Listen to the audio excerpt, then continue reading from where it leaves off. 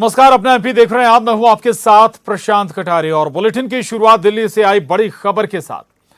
Supreme court में OBC आरक्षण पर आज सुनवाई होने वाली है। सरकार की संशोधन याचिका पर सुनवाई होगी। आपको बता दें कि निकाय पंचायत चुनाव में ओबीसी आरक्षण पर सुप्रीम कोर्ट के फैसले के बाद आज जो रिव्यू पिटीशन दाखिल की गई है मध्य प्रदेश सरकार के जरिए, आज उस रिव्यू पिटीशन पर सुनवाई होने जा रही है। ये बड़ी खबर है दिल्ली से। आज इस मामले पर सुप्रीम कोर्ट सुनवाई करने जा रहा है। रिव्यू पिटीशन दरअसल मध्य प्रदेश सरकार ने इस मामले पर दाखिल की है सुप्रीम कोर्ट के फैसले के बाद, और आज कुछ ही देर में सुप्रीम कोर्ट बैठेगा इस मामले पर सुनवाई करने के लिए। तो बगैर ओबीसी आरक्षण के ही सुप्रीम कोर्ट ने निकाय और पंचायत चुनाव कराए जाने के निर्देश दिए थे, और इस फैसले पर रिव्यू पिटीशन मध्य प्रदेश सरकार की ओर से दाखिल की गई है सुप्रीम कोर्ट में, और आग्रह किया गया इस फैसले पर पुनर्विचार करने के लिए सुप्रीम कोर्ट से। और आज इस रिव्यू पिटीशन पर सुप्रीम कोर्ट सुनवाई करेगा, बेंच बैठेगी और इस मामले पर आज सुनवाई होने जा रही है। हालांकि दूसरी ओर निकाय पंचायत चुनाव की तैयारियां भी चल रही हैं।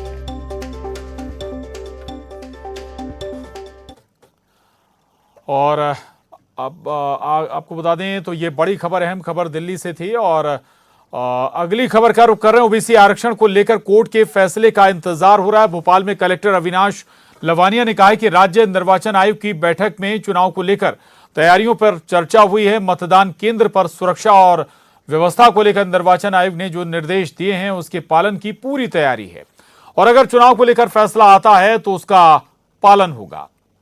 आज फैसला आने वाला है, मगर किस तरह से तैयारी रहेगी अगर फैसला चुनाव के पक्ष में आता है? सर, किस तरह से तैयारी रहेगी? मैं यही स्पष्ट करना चाहूंगा कि राज्य निर्वाचन आयोग ने भी बैठक लेकर प्रिपेयर्डनेस की समीक्षा कर ली है, और हम तो यही कहना चाहेंगे कि जो भी निर्देश राज्य निर्वाचन आयोग से हमको प्राप्त होगा उसके पालन में सभी कार्रवाइयां करने के लिए हम लोग तैयार भी हैं और तत्पर भी हैं। सर, आप लोग की बैठक भी हुई है, किस तरह से उन्होंने? जैसा कि मैंने कहा, जो बैठक थी वो प्राइमरली प्रिपेयर्डनेस को लेकर थी, और प्रिपेयर्डनेस की उन्होंने समीक्षा की है, and by and large preparedness है। जो भी निर्णय होगा उसका पालन किया जाएगा। Thank you. ये थे हमारे साथ भोपाल कलेक्टर। उन्होंने बताया कि चुनाव आयोग की जिस तरह से बैठक हुई है, निर्देश दिए हैं, और अगर इलेक्शन होने की स्थिति बनती है तो पूरी तैयारियां कर ली गई हैं, और जिस तरह से जो बूथ बनाए जा रहे हैं उसको लेकर भी सारी तैयारियां इन्होंने निर्वाचन आयोग के सामने पेश कर दी हैं। कैमरा पर्सन दीपक कुमार के साथ जितेंद्र शर्मा, न्यूज़ 18 भोपाल। और रंजना दुबे हमारे साथ भोपाल से जुड़ रही हैं। रंजना, आज इस मसले पर सुप्रीम कोर्ट सुनवाई करने वाला रिव्यू पिटीशन पर, लेकिन जैसा कि कलेक्टर अविनाश लवानिया कह रहे थे कि जो भी निर्देश होगा, जो भी कोर्ट का आदेश आएगा, उस लिहाज से तैयारियां पूरी तरह से मुस्तैद हैं। रंजना।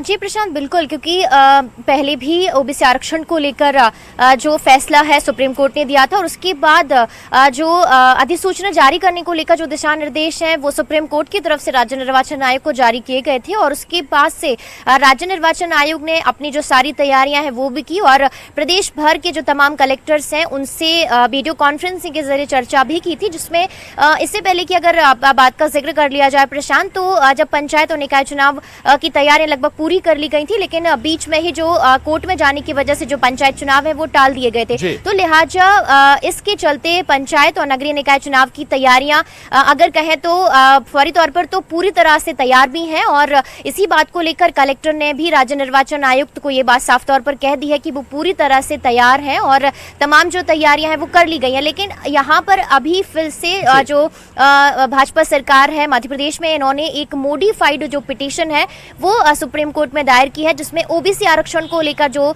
तथ्य हैं वो एक बार फिर से कोर्ट के सामने पेश किए हैं, और इन्हीं तथ्यों को एक बार फिर से जो कोर्ट है वो रिव्यू करेगी, और देखना ये होगा कि फैसला क्या आता है। क्योंकि अगर ये जो पिटीशन है रिजेक्ट कर दी जाती है तो बिना ओबीसी आरक्षण के चुनाव होंगे, और अगर ये जो याचिका स्वीकार कर ली जाती है तो कुछ समय का वक्त सरकार को दे दिया जाता है। ऐसे में जो तैयारियां हैं वो भी कर ली गई हैं, और फिलहाल कोर्ट के डिसीजन सुनवाई के बाद आने वाले फैसले का है क्या कुछ सुप्रीम कोर्ट फैसला इस पर सुनाता है। आज चूंकि सुनवाई होने जा रही है रहेगा। रंजना, आगे भी आपसे बात करेंगे। अगली खबर का रुख कर रहे हैं, और निकाय चुनाव से पहले सरकार ने बड़ा फैसला लिया है। 1700 से ज्यादा अवैध कॉलोनियों में लगे 70,000 अस्थायी बिजली कनेक्शन स्थायी होंगे। सरकार ने इसको लेकर मसौदा तैयार किया है।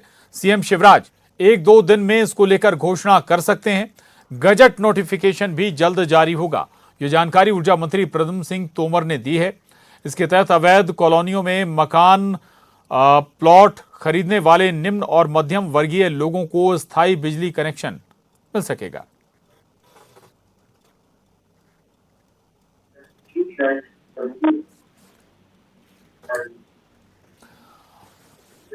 चलो तो आपको बता दें कि सुप्रीम कोर्ट आज सुनवाई करने के लिए बैठ रहा है रिव्यू पिटीशन पर। दरअसल ओबीसी आरक्षण के मसले पर सुप्रीम कोर्ट का फैसला था कि बगैर आरक्षण के ही निकाय और पंचायत चुनाव कराए जाएं, लेकिन मध्य प्रदेश सरकार ने आज रिव्यू पिटीशन इस मामले में दाखिल की है। दिल्ली से हमारे साथ सुशील पांडे इस मसले पर जुड़ रहे हैं और जानकारी के साथ न्यूज 18 संवाददाता।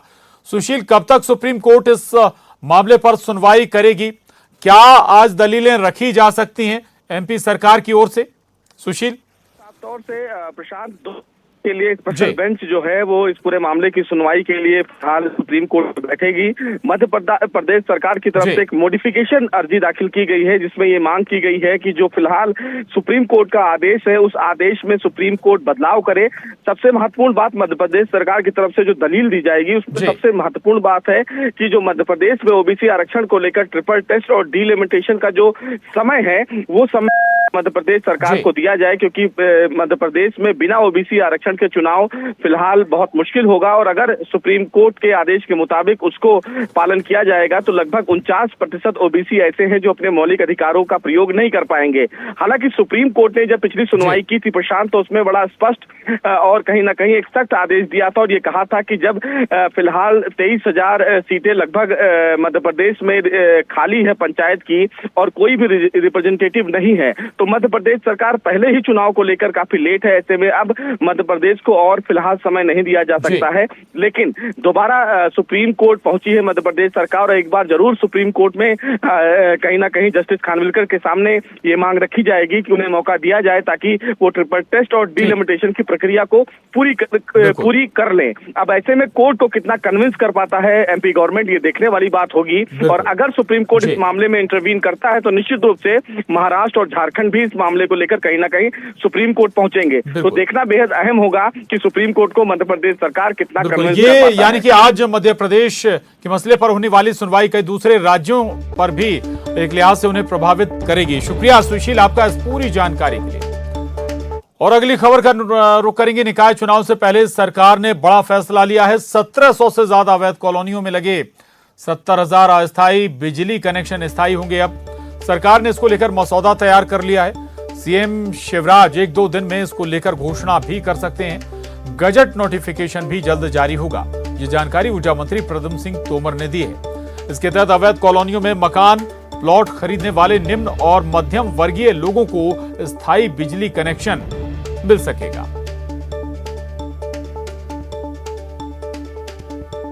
नगरीय निकाय चुनाव से पहले नगरीय क्षेत्रों में जो अस्थायी कनेक्शन है उनको स्थायी करने जा रही है। ऊर्जा मंत्री के साथ मौजूद हैं। सर, क्या तैयारी है? देखिए, जिन कॉलोनियों में जिनकी मंजूरियां नहीं थी, जिन कॉलोनी में विद्युतीकरण नहीं है, वहां पर हमारी एक कोशिश है कि इसका चुनाव से कोई ताल्लुकात नहीं है कि उन बस्तियों में भी लोगों को कनेक्शन दिए जाए। इस तरफ सरकार प्रयासरत है और हमारे मुख्यमंत्री जी बहुत संवेदनशील हैं। वो इन समस्याओं के निराकरण के लिए प्रयास कर रहे हैं। कितनी बड़ी आबादी को फायदा होगा सर? क्योंकि कई जगह काफी इलाकों में, हर जिले में, हर शहर में इसका फायदा होगा। तो राज्य सरकार एक बड़ा कदम उठाने जा रही है। उसके तहत उन बस्तियों में जहां पर अब तक पूरी तरीके से विद्युतीकरण नहीं हुआ है, वहां पर भी विद्युतीकरण करने की तैयारी है।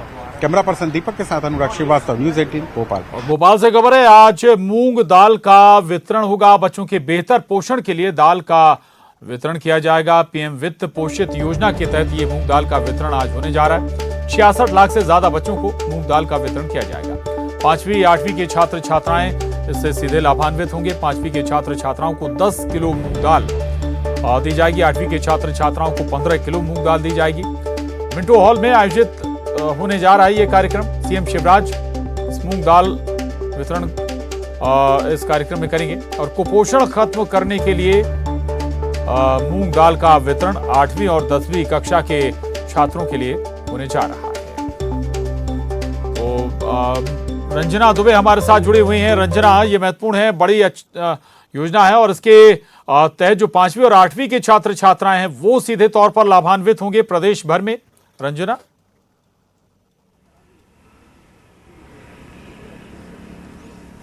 जी प्रशांत, बिल्कुल छात्र छात्राओं को मध्याह्न भोजन के तहत जो अनाज है वो बीते 2 सालों से कोविड संक्रमण के चलते वितरित किया जा रहा है और वैसे भी मध्याह्न भोजन की सुविधा स्कूलों में है, लेकिन अब कुपोषण को दूर करने के लिए एक नई पहल की जा रही है जिसमें प्रधानमंत्री वित्त पोषित योजना के तहत प्रदेश भर के 66 लाख से ज्यादा जो बच्चे हैं वो लाभान्वित होंगे और इसमें कक्षा 5वीं तक के जो छात्र छात्राएं हैं इनको करीब 10 किलो जो मूंग की दाल है वो वितरित की जाएगी और कक्षा 8वीं तक के जो बच्चे हैं उनको 15 किलो जो मूंग की दाल है वो वितरित की जाएगी। और इसका उद्देश्य यही है कि जो ग्रामीण इलाकों के बच्चे हैं खास करके जिनमें कुपोषण है उनको दूर करने की जो कोशिश है वो की जा रही है और समग्र आईडी के माध्यम से ये जो मूंग दाल का वितरण है वो किया जाएगा। और अगर किसी बच्चे के पास समग्र आईडी नहीं है तो वो प्रधानाध्यापक उसे पर्ची देंगे और पर्ची के माध्यम से ही जो मूंग दाल का वितरण है वो किया जाएगा। हालांकि अभी इस वक्त मूंग दाल को वितरित करने की जल्दी इसलिए भी कही जा सकती है प्रशांत, क्योंकि अगर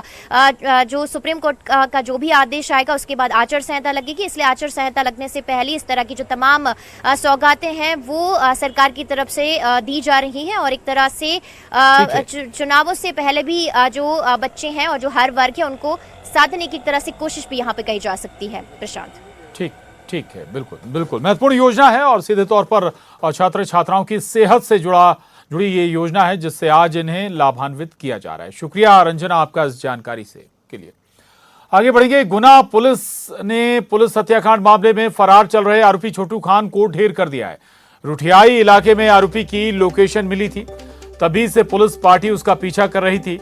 ये तीसरा एनकाउंटर है और इससे पहले पुलिस ने शहजाद खान को बेदोरिया के जंगल में मार गिराया था।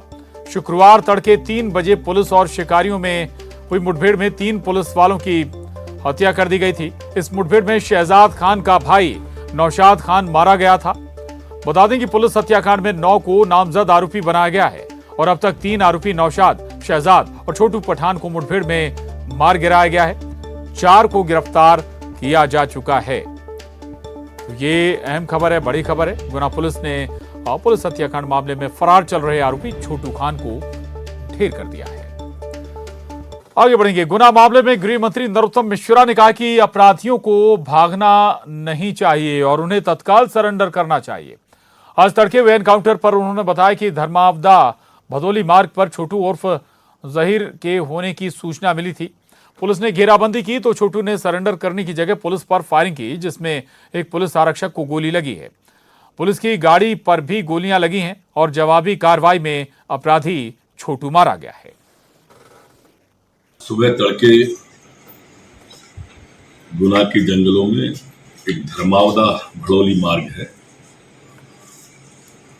उसके जंगल में छोटू जहीर पिता जलील को देखा गया। पुलिस ने घेराबंदी की और उसने जवाब में पुलिस पर फायरिंग की। जो एक हमारे कांस्टेबल को उसकी फायरिंग की गोली लगी और दूसरी गाड़ी में गोली लगी। जवाबी फायरिंग पुलिस ने की जिसमें छोटू उर्फ जहीर ये एनकाउंटर में मारा गया है। शेष 2 लोग अभी और बचे हैं। मैंने प्रारंभ में भी कहा था कि फरारी न करें, अपराधियों को सरेंडर करना चाहिए। अपराध किया है तो नजीर बनेगी, अन्यथा अभी 2 लोग और बचे हैं, पुलिस उनकी तलाश कर रही है। खबर नीमच से है। नीमच में सोमवार की देर शाम दरगाह के पास हनुमान जी की मूर्ति स्थापित करने को लेकर 2 समुदायों में विवाद हो गया। विवाद पुरानी कचहरी इलाके में मौजूद दरगाह के पास हुआ। इसके बाद इलाके में तनाव फैल गया। कुछ उपद्रवियों ने पत्थर फेंके और एक बाइक में आग भी लगा दी। प्रशासन ने नीमच सिटी इलाके में धारा 144 लगा दी है। एसपी नीमच ने बताया कि मारपीट और पथराव की सूचना मिलते ही मौके पर पहुंची पुलिस। स्थिति को नियंत्रण में कर दोनों पक्षों के लोगों को समझाइश दी गई थी। विवाद की सूचना मिलते ही 5 थानों का पुलिस बल भी मौके पर तैनात किया गया है। एसपी सूरज कुमार वर्मा ने बताया कि इस मामले में 4 लोगों पर नामजद प्रकरण दर्ज किया गया है, वहीं 9 लोगों को राउंड अप किया है। समूचे क्षेत्र में ड्रोन और सीसीटीवी कैमरों से निगाह रखी जा रही है। आरोपियों को चिन्हित किया जा रहा है और किसी भी दोषी को छोड़ा नहीं जाएगा। फिलहाल स्थिति नियंत्रण में है। इधर प्रशासन ने लोगों से अफवाहों पर ध्यान नहीं देने की अपील की है। थाना क्षेत्र में एक यहाँ पर फूल से दरगाह है, वहाँ पर एक कुछ लोगों द्वारा एक नई हनुमान जी की मूर्ति की स्थापना कर दी गई थी, जिसको लेकर दोनों पक्षों के लेकर यहाँ पर जमा थे और उस बारे में उसमें बहसबाजी जारी थी। उनको कंट्रोल रूम आगे बातचीत के लिए बुलाया गया था। उसमें कुछ न्यूसेंसी जो लड़के हैं, नई उम्र के लड़के, उन्होंने पत्थर वत्थर जो है छोटे मोटे वो फेंके। उसमें कुछ मोटरसाइकिल भी जो आसपास रास्ते में पड़ी थी, वो 3-4 मोटरसाइकिल भी डैमेज हुए हैं। अभी तक कोई इंजर्ड अभी हमारे पास सामने नहीं आया है, कोई थाने पर भी अभी तक प्रस्तुत नहीं हुआ है। बाकी यहाँ जो क्षेत्र है वहाँ पर अभी पुलिस पर्याप्त संख्या में मौजूद है और सभी लोगों को घरों में रहने की हिदायत दी गई है और जो भी कोई भी न्यूसेंस करने वाला अभी मिलेगा तो उसको सख्त से सख्त कार्रवाई की। ये एक मिक्स्ड पॉपुलेशन एरिया है और चूँकि कोई भी इस तरह के गॉसिप या भी कोई तरह के र्यूमर जो फैलते हैं, ये भी कोई अफवाह जो आसपास अगर फैला रहे हैं तो उनको भी जो संदेश है कि अगर वो कोई भी अगर इस तरह के गलत मैसेज अगर फैलाते पाए जाते हैं तो उन पर भी कार्रवाई की जाएगी और कोई भी अगर कोई और न्यूसेंस करने का प्रयास करता है तो उन पर भी सख्त से सख्त कार्रवाई की जाएगी। नहीं, अभी तो फिलहाल इस तरह का कोई अभी फरियादी आया नहीं है। जो भी जिनके भी अगर किसी की गाड़ी डैमेज हुई है या कोई भी अगर इस तरह का कोई डैमेज हुआ है तो उसमें जो भी जिनका भी जो ओनर है सामने आएंगे उसमें। और मुस्तफा हुसैन नीमच से हमारे साथ जुड़ गए हैं और जानकारी के साथ। मुस्तफा, अभी क्या हालात हैं, क्या ग्राउंड कंडीशन है? दूसरी बात, ये घटनाक्रम शुरुआत इसकी कहां से हुई, परिणति जिसकी इस रूप में हुई है? मुस्तफा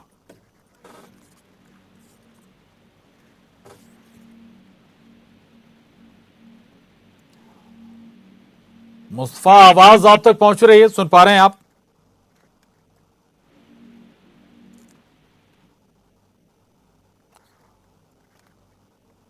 चलिए हम दोबारा जुड़ने की कोशिश करेंगे मुस्तफा से, लेकिन आपको बता दें कि नीमच में दरअसल एक दरगाह के पास मूर्ति स्थापना की कोशिश की गई और उसी को लेकर ये पूरा विवाद हुआ, हालात बिगड़ गए, तो पक्ष आमने सामने आ गए। इसके बाद पुलिस ने मोर्चा संभाला। बताया जा रहा है कि अभी हालात नियंत्रण में है, सामान्य हालात हैं। दोनों पक्षों को समझाइश भी पुलिस की ओर से दी गई है। हनुमान जी की मूर्ति की स्थापना करने की कोशिश की गई थी दरगाह के पास और इसी को लेकर ये पूरा विवाद बढ़ गया था। हालांकि कई थानों की पुलिस ने एक साथ मोर्चा संभाला और अभी बताया जा रहा है कि स्थिति काबू में है, नियंत्रण में है। दोनों पक्षों को समझाइश भी दी जा रही है और एहतियात बरता जा रहा है ताकि किसी भी तरह के हालात बिगड़ने से रोका जा सके। उपद्रवियों ने एक दूसरे पर पत्थर भी फेंके थे और अब भारी संख्या में पुलिस फोर्स तैनात कर दी गई यहां पर। और इधर नीमच की घटना को लेकर दिग्विजय सिंह के ट्वीट पर मंत्री विश्वास सारंग ने पलटवार किया। उन्होंने कहा कि दिग्विजय सिंह अपनी हिंदू विरोधी मानसिकता से उठ नहीं पा रहे। दिग्विजय हर समय वो बात करते हैं जिससे विघटन हो। वहीं गुना घटना को लेकर भी दिग्विजय पर निशाना साधा। ज्ञानवापी पर कहा कि हम सब उत्साहित हैं, सालों से चल रहे नंदी बाबा का इंतजार अब खत्म हुआ। चाहे हम सड़क, पानी, बिजली, नाली की बात, हिंदू विरोधी मानसिकता और तुष्टीकरण की राजनीति से ऊपर नहीं उठ पा रहे हैं। वो हर समय अनर्गल बयानबाजी करते हैं, ट्वीट करते हैं, वो हिंदुओं को चिढ़ाने की कोशिश करते हैं, वो हिंदू देवी देवताओं का अपमान करते हैं, वो राष्ट्र द्रोहियों के साथ खड़े हो जाते हैं, वो हर समय वो बात करते हैं जिससे विघटन पैदा हो। बिल्कुल आएगा, देखिए अब तो धीरे धीरे सभी चीज़ें सामने आएंगी। और मैंने जैसा कहा कि दुनिया का हर देश, हर संस्कृति, हर सभ्यता अपने इतिहास में यदि कहीं कुठाराघात हो गया है तो उसको ठीक करने का अधिकार रखती है और ये अधिकार हिंदुस्तान की जनता को भी है। ये हिंदू और मुसलमान का बात नहीं है।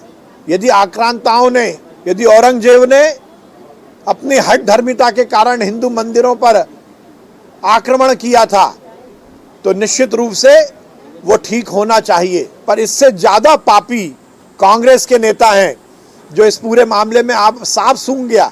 एक कांग्रेस के नेता का बयान नहीं आया, मैं राहुल गांधी, प्रियंका गांधी, सोनिया गांधी से पूछना चाहता हूं, आप बहुत बात करते हो गंगा मैया की पूजा और अर्चना उत्तर प्रदेश के चुनाव में प्रियंका गांधी कर रही थी।